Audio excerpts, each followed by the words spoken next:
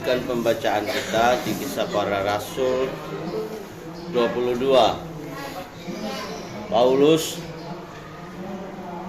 berbicara kepada orang Yahudi. Jadi ceritanya bahwa Paulus ditangkap, kemudian dia harus membela dirinya, menyampaikan kesaksian bagaimana dia kemudian menjadi pengikut Yesus atau pengikut Tuhan. Dia menceritakan bagaimana peristiwa ketika dia pergi ke Damsyik untuk menangkap dan membunuh orang-orang Kristen di sana. Tetapi kemudian bahwa Yesus menampakkan diri kepadanya, lalu dia rebah jatuh ke tanah, dia menjadi buta, dan seorang bernama Ananias, hamba Tuhan, mendoakan dia, lalu matanya kembali melihat. Gurunya Paulus bernama Gamaliel, seorang yang sangat terkenal dan pintar, hebat. Nah, apa sih yang kita tangkap dari cerita tentang Paulus? Cuman ada dua hal di sini. Yang pertama, kalau kamu ada di jalan yang salah, maka dampaknya merugikan banyak orang. Sekali lagi, kalau kamu di jalan yang salah, kamu memberi dampak yang merugikan banyak orang. Karena jalan selalu membawa orang pada satu tujuan. Tujuan yang dicapai itu adalah akibat dari perjalanan itu. Nah, hari ini kan kamu semua lagi dalam sebuah perjalanan ke suatu tujuan. Nah, jalan yang ditawarkan kepada kamu juga bermacam-macam. Nah, karena itu butuh keyakinan hati, butuh keputusan, butuh konfirmasi dari Tuhan. Sekali lagi ya, butuh keyakinan hati, butuh pilihan yang tepat, butuh konfirmasi dari Tuhan. Ada orang dari petinju, ini karena ada yang sekarang lagi suka tinju. Ada orang dari petinju jadi jenderal. Sekarang ini ada seorang jenderal yang bintang 2, asalnya dari NTT, dia jadi Kapolda, namanya Joni Asadoma. Dia memulai karirnya dari petinju, juara SEA Games, dia masuk Olimpiade, tapi hari ini dia menjadi jenderal bintang 2. Perjalanan yang tidak mudah, tetapi kemudian dia menjadi jenderal dan menjadi Kapolda sekarang. Ada orang yang latar belakangnya tidak dari hal seperti itu. Mereka dari bidang yang lain. Kalau kalian tahu tentang seorang namanya Ciputra, dia mengawali karirnya dari atlet sepeda. Kemudian dia menjadi salah satu pengusaha terbaik di Indonesia dengan aset dan kekayaan yang besar. Salah satu pengusaha dan pemilik TV terbesar di Asia Tenggara. Dia tidak lulus SMP, kemudian harus ikut paket C untuk tidak lulus SMA, lalu ikut paket C untuk dia jadi masuk SMA, dan kemungkinan dia lulusannya cuma SMA. Kemungkinan dia tidak pernah kuliah jadi sarjana. Tapi hari ini salah satu orang yang terkaya di Indonesia. Nah, begini, perjalanan membawa orang pada tujuan, tetapi tujuan itu, perjalanan itu butuh keyakinan. Nah, butuh keputusan, butuh konfirmasi dari Tuhan. Paulus melakukan sebuah perjalanan yang tidak baik, tetapi kemudian bahwa Tuhan menemui dirinya. Nah, perjumpaan dengan Tuhan ini biasanya mengubah hidup orang. Segetir apapun, sesakit apapun, sekelam apapun, segelap apapun hidup manusia, ketika dia ketemu dengan Tuhan, pasti sesuatu berubah. Nah, ini fungsi ketemu Tuhan ini jadi sesuatu yang jadi titik balik dari hidup setiap orang. Kamu boleh ngomong siapa saja. Salah satu penjahat yang terkenal di dunia namanya Santa Cruz kalau tidak salah. Satu kali Santa Cruz ini adalah penjahat luar biasa di Amerika. Satu kali dia dipanggil oleh seorang pendeta yang melakukan KKR besar. Dan dia bilang gini, hari ini saya percayakan kamu sama geng kamu untuk ambil persembahan. Persembahan ibadahnya besar, banyak orang datang. Apa yang terjadi? Saatnya persembahan. Waktu saat persembahan, ketua geng ini dan kawan-kawannya bawa kantong persembahan dan jalan. Lalu setelah ngambil uang sebegitu banyak persembahan begitu mereka ke belakang. Anak buahnya bilang sama bosnya, "Bos, kita hari ini dapat rampasan sambil diiringi puji-pujian, bos. Mari kita jalan." Lalu dia bilang, "Tidak boleh ada yang jalan. Kalau sampai ada yang jalan, dia berhadapan dengan saya. Karena seumur hidup saya, tidak ada satu orang pun bisa percaya kepada saya daripada pendeta ini.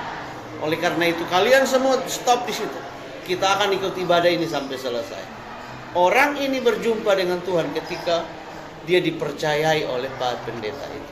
Perjumpaan dengan Tuhan itu beda-beda. Ada orang waktu remaja jumpa Tuhan secara pribadi. Ada orang waktu dewasa, ada tua baru jumpa Tuhan. Nah, hari ini kamu masih remaja. Berilah hatimu untuk jumpa Tuhan. Berilah pikiranmu, berilah hidupmu. Ajak Tuhan menentukan jalan hidupmu. Supaya apa? Kamu beruntung. Lihat apa yang dialami oleh Yakub, cerita tentang Yakub. Yakub bersaudara sama siapa? Esau, kan? Yakub membuat sebuah kesalahan besar dengan mencuri. Nah, lihat ini. Mencuri hak kesulungan Esau. Dia lari dari kotanya. Tapi dalam perjalanan dia minta Tuhan tolong. Lihat, Yakub menjadi berhasil dan beruntung. Nah, karena itu perjumpaan dengan Yesus harus membawa orang memberi diri untuk terus ada di jalurnya Tuhan. Kemarin kelas 8, kelas 7 ya belajar tentang pentingnya berdoa, membaca Alkitab serta beribadah. Nah, ini jalur yang harus kamu bangun. Kamu berjuang apa saja untuk tujuan apa saja terserah. Tetapi perhatikan, doa, baca firman Tuhan, beribadah adalah sebuah proses perjalanan, sebuah tindakan atau sebuah kebiasaan yang harus mengawal proses perjalanan kamu. Sekali lagi ya, doa, baca firman Tuhan dan ibadah harus mengawal proses perjalanan hidup kamu. Artinya begini, bahwa kamu akan ada di dalam pola atau model hidup begitu terus. Itu yang akan mengantar orang beruntung. Kenapa? Firman Tuhan selalu didengar. Doa dia selalu panjatkan.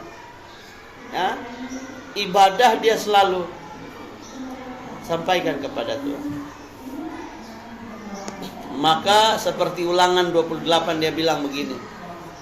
Diberkatilah engkau waktu engkau keluar, diberkatilah engkau waktu engkau masuk, diberkatilah adonanmu, diberkatilah kota di mana engkau pergi, dan seterusnya dan seterusnya. Tetapi ayat yang sebelumnya setelah itu dia bilang begini. Jika engkau tidak memperhatikan firman Tuhan Allah pada hari ini, maka terkutuklah engkau. Terkutuklah waktu engkau masuk, terkutuklah waktu engkau keluar. Terkutuklah waktu engkau bla bla bla. Banyak kata terkutuk gitu. Nah, perjumpaan dengan Yesus itu mengubah hidup. Nah, jalur yang kita pilih akan sangat menolong kita. Paulus telah melakukan itu dalam hidupnya. Menjadi orang hebat yang telah mengubah arah hidupnya. Nah, terakhir dia harus disiksa, disesah karena dia mengikuti Yesus. Tetapi kemudian Paulus bilang begini, semua yang dulu kuanggap kebanggaan, hari ini kuanggap sampah. Artinya bahwa kamu, apa yang kamu bangga-banggakan, merasa hebat, itu sampah sebenarnya. Tetapi waktu kamu menyerahkan hidup kepada Tuhan, nah itu harta sebenarnya. Ya, jadi bedain sampah sama harta. Naikimu yang 5 juta itu sampah di hadapan Tuhan. Hatimu yang terendah, hatimu yang takut sama Tuhan, nah itu emas di hadapan Tuhan. Jadi bedain tuh. Pak Abraham ini belinya mahal loh, 5 juta naik ini loh Pak. Orang Sunda bilang sabadeteing, masa sabadeteing ya, masa borong. Sebab semua itu cuman benda biasa yang tidak punya nilai kekekalan. Tetapi kalau orang punya pemikiran, orang punya karakter, orang punya iman, orang punya nilai hidup yang bagus. Nah, itu emas. Maka dia punya daya juang yang bagus, dia punya tujuan yang fokus. Jadi anak-anak harus punya tujuan yang jelas. Amin. Iya, jangan sampai nggak jelas tujuan hidupmu. Orang ke kiri, kamu ke kiri. Orang ke kanan, kamu ke kanan. Orang mundur, kamu mundur. Orang maju. Hidup nggak boleh ditentukan oleh orang lain atau lingkungan. Kamu harus punya keputusan hidup. Kamu harus punya tujuan sendiri. Benar nggak? Iya, fokus sama tujuanmu. Jangan sampai goyang. Hari ini latihan pingpong, besok latihan badminton, lusa bola voli, tulanya basket. Habis bingung, mana sih yang gue pakai? Jangan. Fokus. Nggak boleh bimbang, nggak boleh ragu. Perjuangkan apa yang kamu ingin capai. Jadilah orang hebat. Sebab apa? Tuhan punya cita-cita untuk kamu diberkati, kamu jadi orang hebat. Jalur yang kamu pilih akan sangat menentukan. Nah, karena itu perjumpaan dengan Yesus adalah salah satu kunci terbaik untuk mengubah seluruh hidup kamu. Tetapi perjumpaan dengan komunitas, kelompok, orang-orang, cara, tindakan, perilaku yang salah akan merusak hidupmu. Kata orang ini, teman adalah apa? Orang yang bisa menentukan masa depanmu. Jadi dulu tuh istilah ini Pak Bram ulang lagi, ada istilah posisi menentukan prestasi. Jadi kalau mau jadi hebat, bergaulah sama orang hebat. Kalau mau jadi penjahat, pergilah bergaul sama penjahat. Yakin deh, 2-3 hari jadi penjahat. Kalau mau jadi orang pintar, gaulah sama orang pintar. Gimana Pak Bram? Kok dia nggak mau bergaul? Cari cara bagaimana kamu bisa bergaul sama orang-orang itu. Nah, terakhir gini. Tuhan itu kasih kamu dan saya itu akal, pikiran, akal budi, pengetahuan dan sebagainya. Nah, karena itu kamu dan saya harus menggunakan akal budi, pikiran, pengetahuan itu. Jangan sampai kamu nggak menggunakan secara maksimal. Contoh nih ya, Pak Abraham kasih contoh. Pak Abraham kasih soal ini. Ada anak yang mampu menggunakan akal pikirannya dengan bagus. Dia mengelola soal itu sampai menghasilkan jawaban terbaik. Ada anak yang memberikan jawaban cuma sekedarnya. Nah, ini cara mengelola, nggak boleh kayak begitu. Karena dari situlah terbentuk cara mengelola. Ini kalian semua nih. Pak Abraham paham. Kalau Pak Abraham kasih soal, mana yang bisa memberikan jawaban yang menurut Pak Abraham itu otaknya bekerja. Tapi kebanyakannya enggak. Ditanya, cuman ampun deh.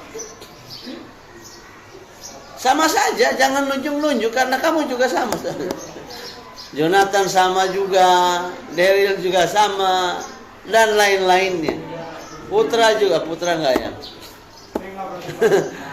Oh, yang itu tuh, si Keanu juga pas-pasan ngasihnya. Keanu kalau kamu latihan tinju nggak pas-pasan kan? Nggak pas-pasan latihan tinju kan? Serius kan latihan kan? Nulis juga serius. Jangan sampai ceknya harga 2 miliar kamu tulis cuma 2 juta. Udah selesai. Kenapa nggak serius lihatnya? Waduh. Tapi kalau biasa uang serius ya. Ya, Audrey ya.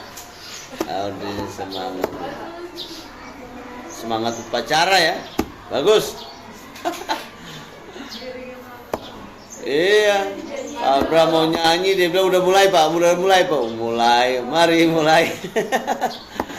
Ya, jadi gitu anak-anak, perhatikan tujuanmu tidak boleh goyah. Nah, mulai hari ini tetapkan tujuanmu. Paham? Abraham, tujuan saya itu cuma satu. Saya punya 500 toko kue di Indonesia. Keren. Toko kue, tapi 500. Asetnya itu berapa banyak itu. Jangan remehkan tukang cilok. Kalau ciloknya ada 500 gerobak, nah. Tapi cilok bukan pinggir jalan, cilok yang di mall. Oh, habis.